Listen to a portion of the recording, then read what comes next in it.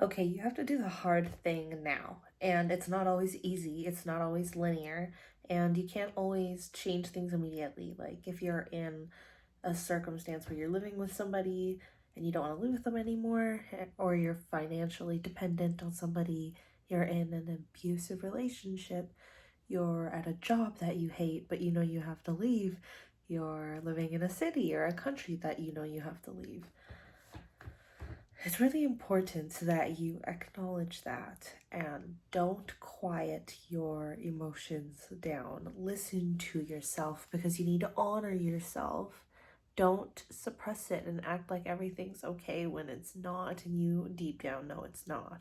You can make these changes and it will take time. Sometimes you have to be very strategic and you have to follow steps to your little plan and you have to be patient, and it feels like hell. But don't just stay there forever because that's even worse. It's a slow poison. Stop taking a look at all of your excuses, because I learned recently from this book, The Creative Act, which I've read for the second time now. It's one of my favorite books ever, that our universe is only as big as our perception of it. Like you can zoom in so close on something that it looks like something entirely new, and you can zoom out of things a lot that it looks like something entirely new as well. And we can reframe our lives in our minds. Like our consciousness is so deep and intelligent and infinite that we inside here have the depth and the capacity to reframe so many things and circumstances in our lives, where if something horrible is happening, we can zoom out so far and think, what could I learn from this, and how might I need this skill in the future? How could this skill help me in the future? And what do I just have to tough out right now, instead of zooming in and looking at the emotion of this sucks, like, because I've been there before. I've worked jobs that I've hated. I've lived in places that I've hated. I've been in very many horrible circumstances that I've had to get myself out of. Reframing your mind is also a very important skill when it comes to being creative, because sometimes we get too consumed in our own singular project or our singular mission. And another thing I learned from this book is that you can zoom out and realize that you are part of like a symphony, an orchestra being conducted by the universe or whatever you want to call it, but you're part of like a larger scheme of events that has nothing really to do with you, and you have little control over it. Like, of course, you need to take action on your ideas and make things come to life, but in the grand scheme of things, like, you're not supposed to have a grand understanding of your own work right now. If you're like interested in little things, you should follow that. But you will not always have a full understanding of why you find something beautiful, or why you have to draw or paint a specific thing, or why you're drawn toward doing a specific type of work.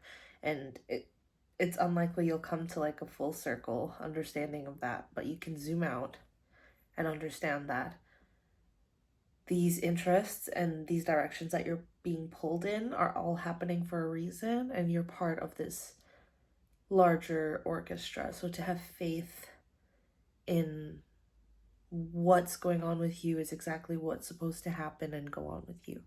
And whatever challenges you're facing, if you just reframe your whole perspective on it, you can extract the good and you can redirect yourself to where you think you're meant to go, because we all have a calling and a potential and more potential. And so many people these days don't follow their own calling, and they don't get to know themselves, and they don't take steps toward their highest potential or their higher potential, which I think is a shame, because it would be really amazing to see what people are capable of. At the end of the day, that's just how it's supposed to go. But when you close off a possibility, you're closing off unseen landscapes that could potentially be very, very, very breathtaking and beautiful or transcending, you know? In a difficult circumstance, try to reframe your mindset and look from different perspectives and zoom out and have that long-term vision of, will this matter in 5 or 10 years, and what can I do with this? What can I learn from this? How can this make me better? And I went through something like very difficult. I had to leave a job, I had to leave a city, I had to leave my partner, I had to leave my home. Like, I've had to leave everything so many times. But every single time it's made me better, and I've learned things that have made me like a key element of who I am. Sorry, like I've just learned key elements of who I am through these hard experiences, is what I'm trying to say. And you can reframe that, because I'm only seeing that now from hindsight, but like now going through experiences, I'm like, okay, well, how is this going to make me better, you know? And how can you really extract the good from the present situation? Because like I said earlier, is that your entire life unfolds in the present moment. So it's really important to take at least joy in things that you're doing today, every single day. Like, enjoy what you're doing, because all that you get is this day and this moment. So if you know something's wrong, work on it, change it, make a plan. It's not going to be linear all the time, but sometimes it is going to be linear. Just like get it done, like work on it. And if you hear that inner voice saying things to you, calling you, telling you things,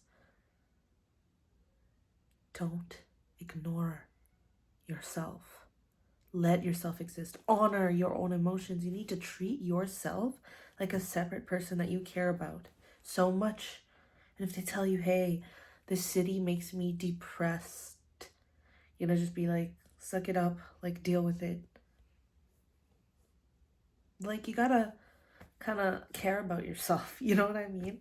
And think like, okay, let's have some compassion here, okay? Like, how can we find a solution? Okay, let's move to freaking Gold Coast and surf and find a job there, and like let's research visas and let's save up some money. How can I save money? Can I sell my furniture? Can I start a business? Can I get a hobby that I can make a skill from? Can I, like, we are creative human problem solvers.